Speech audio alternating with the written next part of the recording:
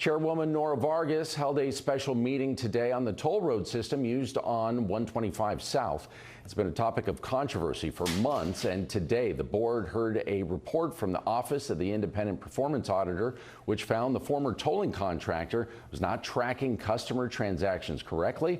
That led to more than half of the toll road's 88,000 users being mischarged, and SANDAG losing more than $3 million.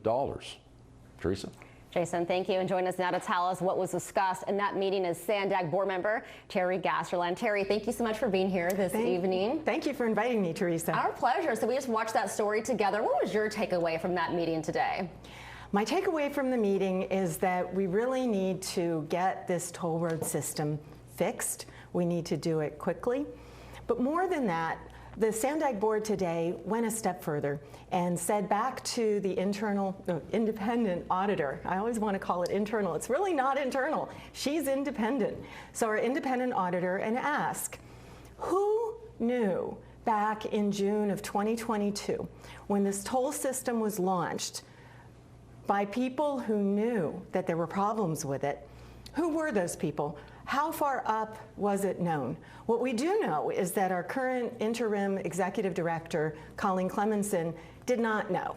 So she's in fact a good person to be leading us through on the staff side. Nora Vargas didn't know because she wasn't there then in that position. Well, this doesn't make sense to a lot of people because you had just stated it, and was it June 6th of 2022 when the tolling system was launched? Yep. And it was live. It wasn't complete. So how was the tolling system able to operate when the whole system was not even completed? This project wasn't completed, so they knew that there were going to be glitches. Yeah, well, what we learned today is that there was functionality that was simply not turned on. For example, the functionality that if a person were billed properly or improperly, but something lands on their bill and they don't pay, when they go to renew their registration for the car, that they then get charged. That functionality was not turned on. That's one of the sources of this $3 million of lost revenue. So how long was this going on as far as the glitches were these 88,000 users were being affected? Since the day the system was turned on, June 6, 2022. Until when? Until right now, and it's ongoing. So in January, the board said, hey, we need to replace this system. How long will it take? So it's being replaced with an off-the-shelf system that's working in Switzerland. It does international transactions, but it's going to take another 7 months from today to finish that cutover. So what did SANDAG do? They hired a team of people who were ready to answer the phones and fix missed charges. I'm not sure if this was mentioned. Has it been paused right now, SR-125, or are they still charging? Now, I made a motion back in January that we really owed it to people to simply pause. And my motion went to vote. I was soundly turned down.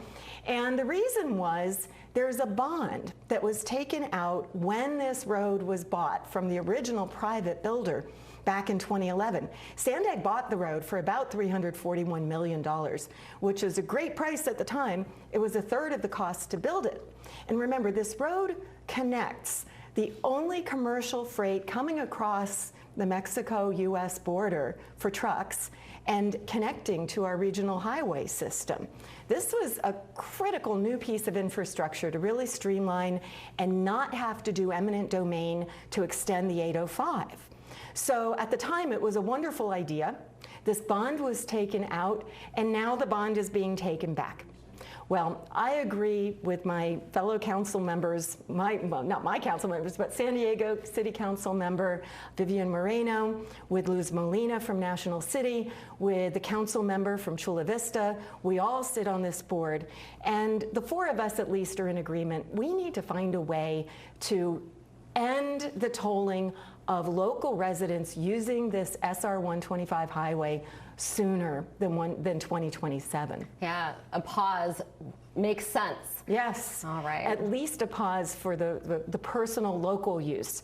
Maybe we still charge the trucks that are going through, right, and they've got backup. But for the individual person, we each need to look at our FasTrak bill every time we go on SR-125. Even there, one of the errors, one of the types of errors is if a car goes through and the system tries to charge that account, and that account either doesn't have an active credit card or the account's been closed, it goes on to the next account in line. So the next person at random, they may not have driven on SR-125 in forever. I wish we had more time to discuss. Yeah. But before we go, when is the next meeting to discuss this? We're going to be meeting next week in closed session. We're going to talk about remedies and possibilities. And hopefully that pause. Yeah, and this is going to be coming back in different forms over the next month. So in April, we'll be talking about this quite a bit. Okay, Terry Gasterlin, thank you so much for your time, being here, giving us an update on what's happening with SR-125. Thank you, Teresa. Our pleasure. Good.